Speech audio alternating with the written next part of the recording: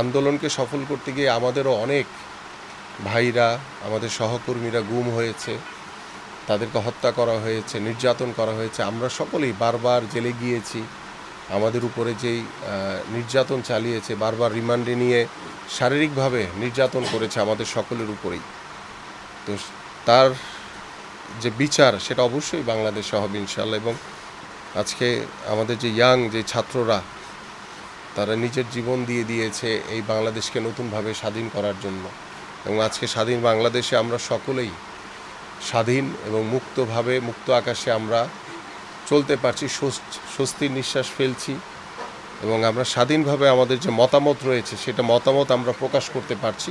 আপনার এই সন্তানের বিচারের জন্য আমাদের জায়গা থেকে যা করণীয় আছে আমরা সর্বোচ্চ করব। এবং আমাদের ভারপ্রাপ্ত চেয়ারম্যান মহোদয় সার্বক্ষণিকভাবে তিনি খোঁজখবর রাখছেন। প্রতিকালীন সরকারকে সহযোগিতা করছি সার্বক্ষণিকভাবে, এবং তাদেরকে সহযোগিতার মাধ্যমে জনগণের যে প্রত্যাশা, একটি অবাধ, সুষ্ঠু, নিরপেক্ষ নির্বাচন, এবং দীর্ঘ 17 বছর ধরে আপনারা কেউ ভোট দিতে পারেন নাই, সে ভোটের অধিকার যাতে আপনারা প্রয়োগ করতে পারেন, এবং স্বাধীন বাংলাদেশে যাতে ভবিষ্যতে বাংলাদেশে যাতে আর কোনো স্বৈরাচারের জন্ম না হয়, বাংলাদেশে যাতে একটি সুস্থ ধারার রাজনৈতিক পরিবেশ তৈরি হয়, এটাই হচ্ছে আমাদের ভারপ্রাপ্ত চেয়ারম্যান দেশনায়ক তারেক রহমানের নির্দেশনা। উত্থানের মাধ্যমে স্বৈরাচার সরকারের পতন হয়েছে।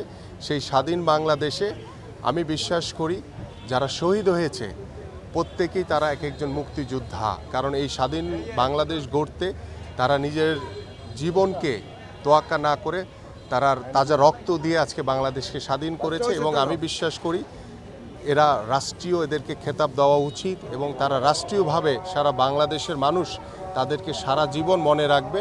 এবং আমরা এই পরিবারগুলোর পাশে বিএনপির ভারপ্রাপ্ত চেয়ারম্যান দেশনায়ক তারেক রহমানের নির্দেশনায় বর্তমানে আছি, ভবিষ্যতেও থাকবো। এবং আল্লাহ যতদিন আমাদেরকে বাঁচিয়ে রেখেছে, আমাদের দল যতদিন বেঁচে থাকবে, বাংলাদেশ যতদিন বেঁচে থাকবে, এই মানুষগুলোর পাশে, এই পরিবারগুলোর পাশে আমরা সব সময় থাকবো ইনশাআল্লাহ। এবং আমরা চাই আজকে যাদের নির্দেশনায় শেখ হাসিনা স্বৈরাচার সরকার সহ যাদের নির্দেশনায় এই গুলি করে হত্যা করা হয়েছে, তাদেরকে যে নির্যাতন, যে নিপীড়ন করা হয়েছে, যারা আহত হয়েছে, প্রত্যেককে বাংলাদেশের মাটিতে তাদের প্রত্যেকের বিচার হবে। এবং আমি বিশ্বাস করি শেখ হাসিনা সহ যাদের অবৈধ মন্ত্রী, এমপি, যাদের আজ্ঞাবহ প্রশাসনের যে সকল, যাদের নির্দেশনায় এই গুলি করে হত্যা করা হয়েছে, তাদেরকে বাংলাদেশে ধরে এনে তাদেরকে বাংলাদেশের জাতির সামনে, বাংলাদেশের মানুষের সামনে তাদের বিচার করা হবে ইনশাআল্লাহ।